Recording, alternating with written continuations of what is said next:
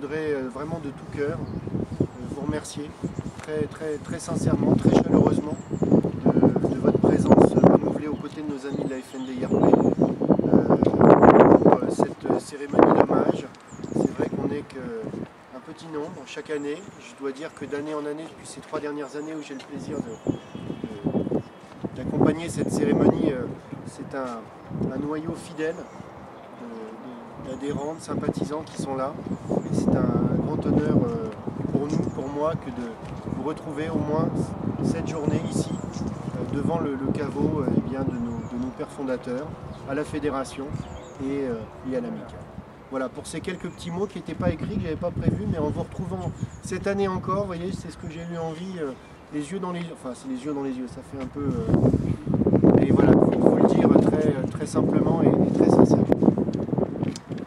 Alors écoutez, mesdames et messieurs, chers amis, comme chaque année nous sommes réunis en ce 11 avril devant le monument dédié aux déportés des camps de Buchenwald, Dora et Commando, inauguré par notre association le 15 avril 1964.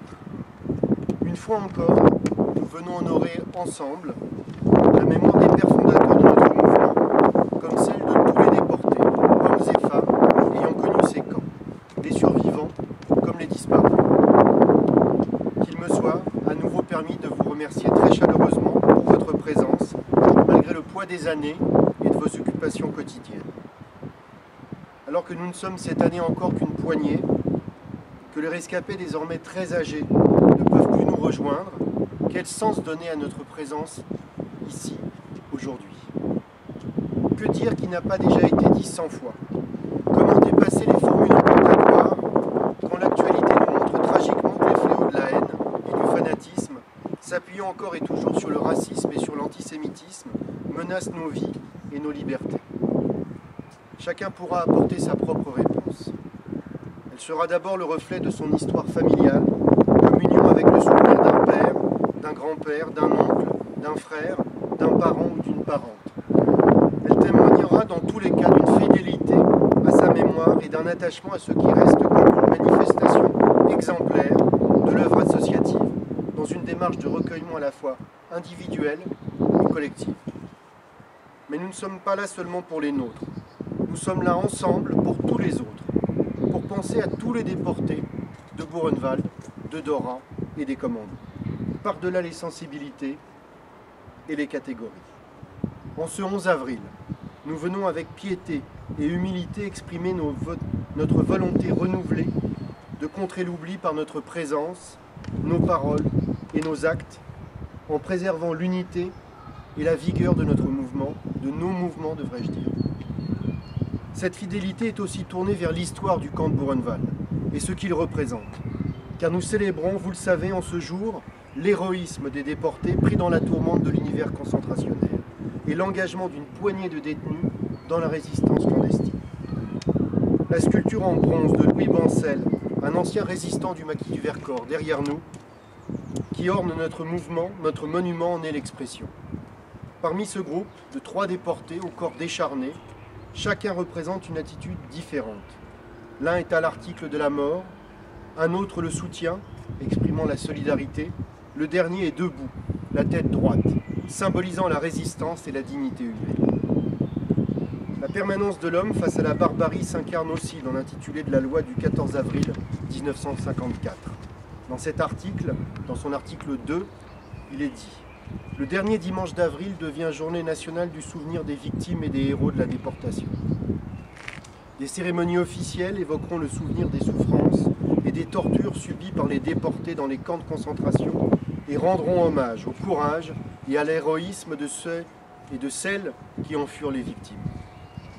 Dans quelques jours, nous nous retrouverons tous ensemble, je l'espère, à la pointe de l'île de la Cité, au mémorial des martyrs de la déportation.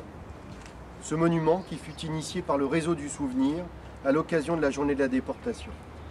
Le Réseau du Souvenir qui fut à l'origine de l'un et de l'autre, et du monument et de la journée nationale de la déportation. À cette occasion sera dévoilée, dans les galeries supérieures du monument, une nouvelle exposition pédagogique consacrée au système concentrationnaire et à la Shoah, dans une nécessaire complémentarité qu'il faut saluer et encouragés. La concurrence des mémoires n'a rien d'une fatalité. L'histoire doit être prise dans sa totalité, dans la complexité des phénomènes, et non dans une opposition aussi stérile que scandaleuse. Outre un contenu scientifique rigoureux, l'exposition du mémorial des martyrs de la déportation mettra en exergue les différentes formes de la terreur nazie et aussi les ripostes que les déportés s'attachèrent partout à opposer à leur bourreaux. Notre association a contribué à sa réalisation à travers l'apport d'un document exceptionnel, une note clandestine du Comité des intérêts français d'octobre 1944, signée à Buchenwald par quelques-uns de ses responsables, à commencer par Frédéric-Henri Manès, son président, et Marcel Paul, son secrétaire. Car vous le savez, la résistance dans les camps n'est pas un mythe, et Buchenwald l'incarne de manière exemplaire. Certes, cette résistance fut traversée de divisions. Elle se construisit partout, avec difficulté et dans le temps. Mais in fine, elle put vaincre l'adversité, elle fut, et cette simple existence est en soi une forme de miracle qui doit tout aux hommes et aux femmes qui en furent les chefs et les combattants. Ce 11 avril, jour de la libération du camp, nous célébrons leur mémoire et leur courage. Alors aujourd'hui, nos pensées sont tournées vers la tragédie, mais aussi vers ce que l'esprit et le courage de l'homme peuvent porter de meilleur, partout et à toutes les époques. Nous en sommes des héritiers, à nous de garder la mémoire des engagements, des combats et de la vie de toutes et tous, de nous souvenir de leur patriotisme héroïque, à notre tour de contribuer et de continuer à les faire vivre, de les transmettre et de les questionner à l'aune d'un nouveau siècle où ce legs précieux demeure un exemple salvateur pour les générations nouvelles face à ces défis qui nous assaillent. Je vous remercie.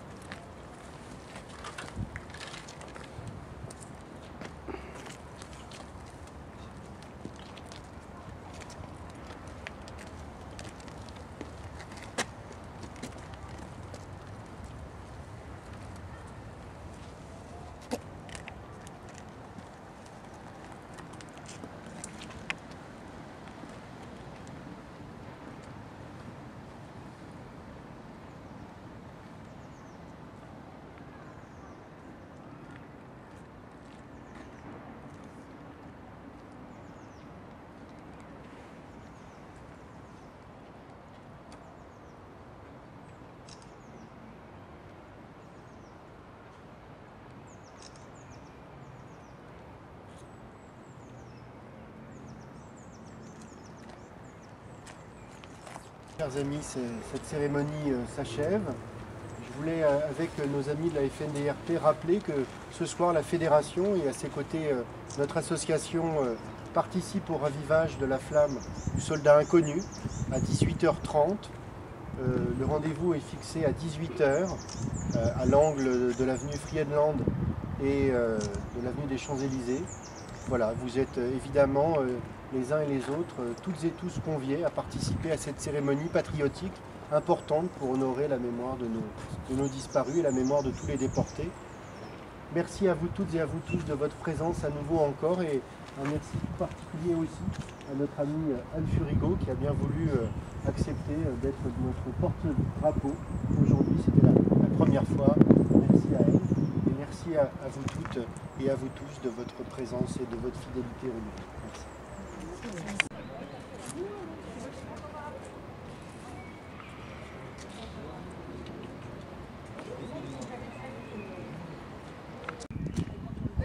Voilà, et voilà, il faut que ça bouge un peu sur le côté.